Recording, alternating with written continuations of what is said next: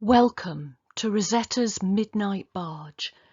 This is a short video that we've put together to celebrate the 20-year anniversary since ESA's Rosetta mission first set off in March 2004 on this very day. And it was a 12-year mission which took their Rosetta spacecraft right across the solar system, chasing after Comet 67P. And it turned into quite the space adventure. So in this video I'm going to talk a little bit about why that mission was so special and just include a few short clips or readings from my book Rosetta's Midnight Barge. So this is me, Siobhan Logan, and I am a poet, storyteller and editor with Spacecat Press. And I first got really fascinated with the Rosetta mission when we saw the Philae lander drop onto the comet in a very dramatic live feed back in November 2014. And from that point onwards, I spent the next few years researching the mission, following all the blogs and all the live recordings and photographs that they brought back from the comet, and really just got so absorbed with the adventure of it all. And I started writing poems and also chapters exploring the science and mythology of the Rosetta mission. So that book became Rosetta's Midnight Barge, Crossing the Comet's Underworld, and it was published by Spacecat Press back in 2022. But let's go back first to that moment of liftoff in March 2004. March the 2nd, ESA launches the Rosetta spacecraft. And it sets out, first of all, on a 10-year journey to reach the comet, to catch up with Comet 67P Churyumov-Gerasimenko. That's my best attempt at pronouncing the name of the comet. And it had a very bold plan, not just to visit the comet, but actually to do research in situ on the comet. So the plan was to land the Philae module directly onto the comet and study it there, but also for the Rosetta spacecraft to study what was going on in the tail of the comet, all that material that was being fired off from the nucleus. And in doing so, they were really hoping to unlock the secrets not only of the comet, but of the formation of the solar system itself, because comets are believed to hold intact some of the materials and the building blocks of these kind of celestial bodies from the very early days of the solar system. So what was the Egyptian connection for the Rosetta mission?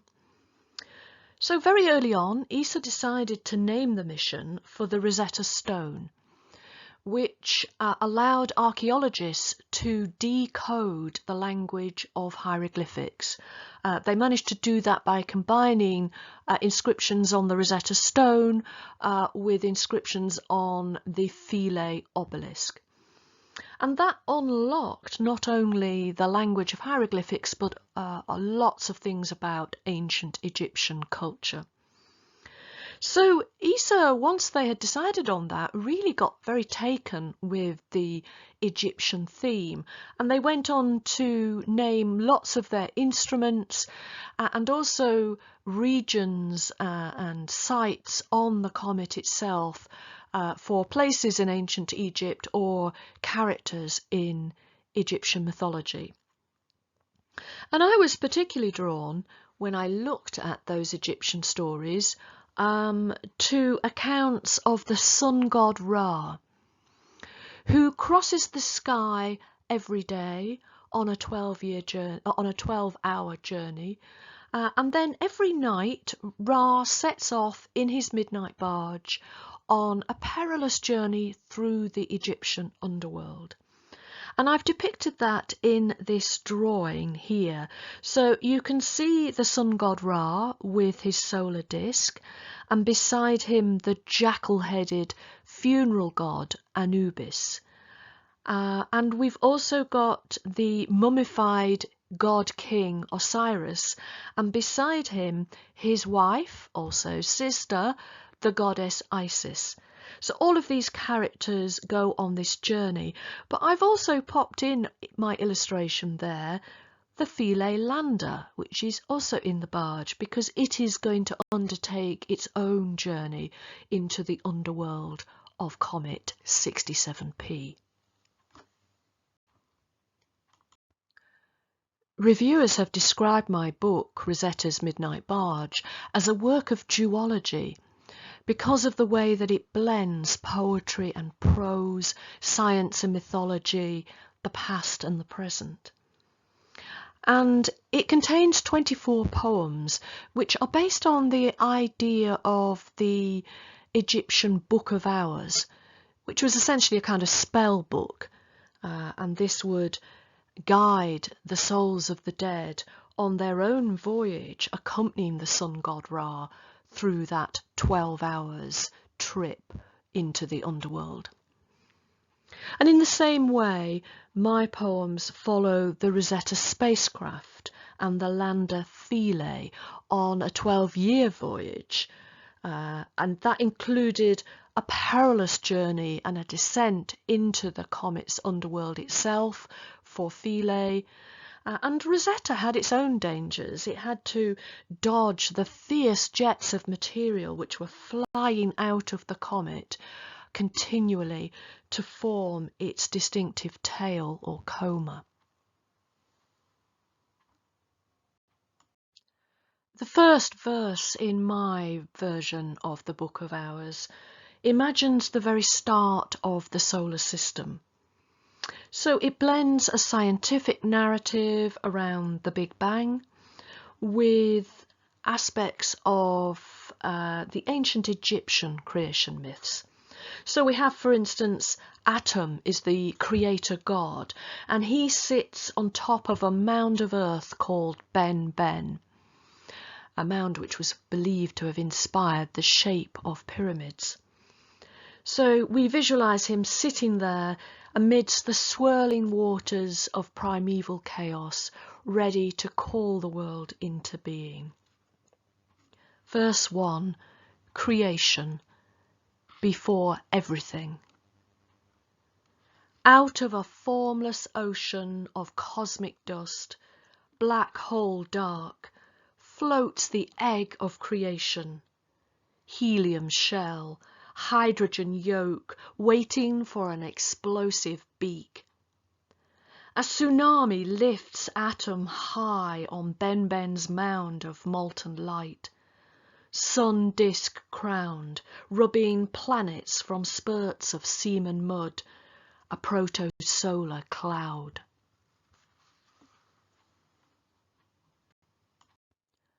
My second spell invokes the comet itself.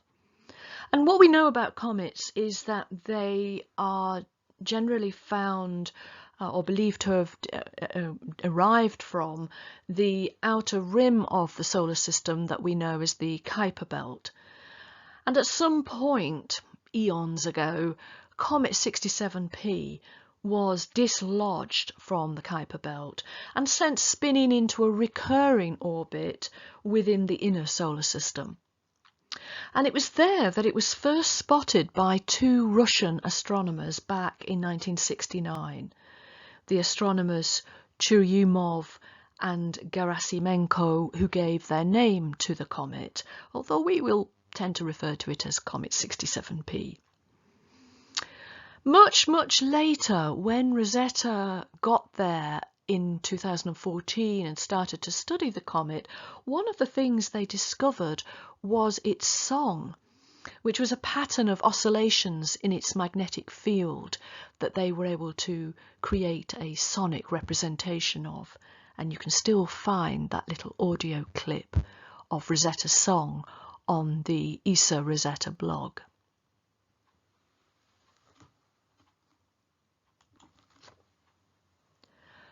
Verse 2, Comet, September 1969. This tumbling nucleus, wrenched loose from deep freeze, is a star gas lolly, carbon black, a dusk berg cast out from Kuiper Belt's ice dirt rim, a chemical seed bank for terrifying fruitful collisions, a frost giant whose oscillations sound an eerie whale song from the twilight zone. So let's turn now to the Rosetta spacecraft itself, the star of the show.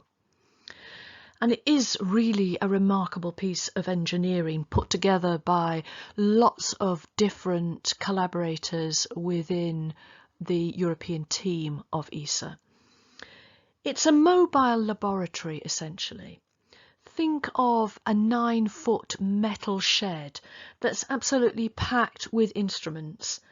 And it has these beautiful solar panelled wings reflecting the blue light of space.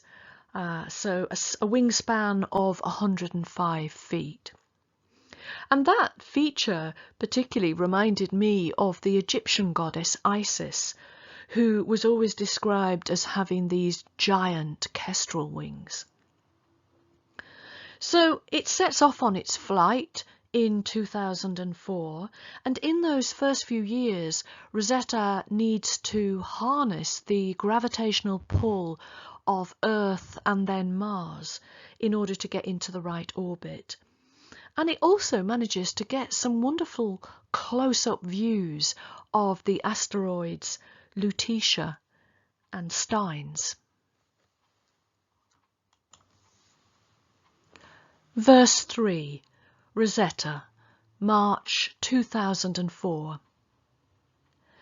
Ra's midnight barge pushes off terrestrial shores, beating colder currents with oars of steel, unfolding Isis blue kestrel wings. Swinging on the planet's gates, it flies by Earth and Mars.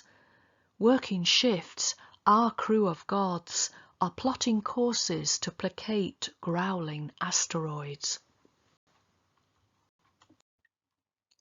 Once Rosetta got into the right orbit, it then had to power down for a 3-year sleep in June 2011.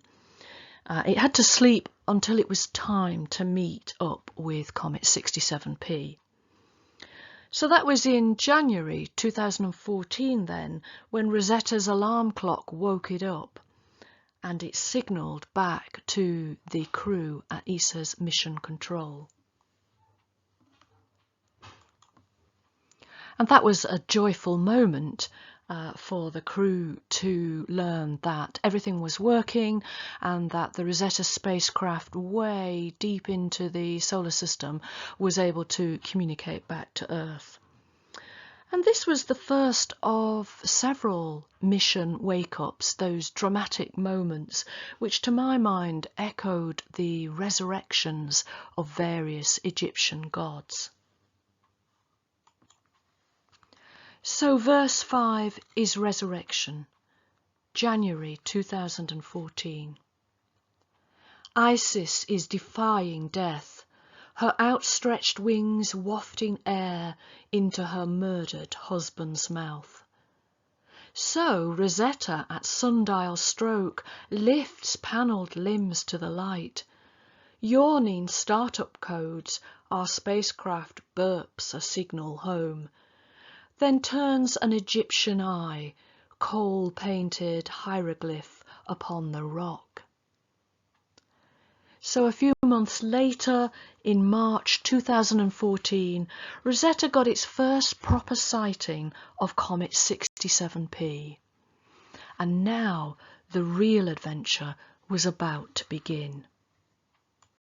And what a space adventure that turned out to be, full of dramatic moments, cliffhangers, literally when Philae got lost in the shadowy world, the strange world of Comet 67P's surface.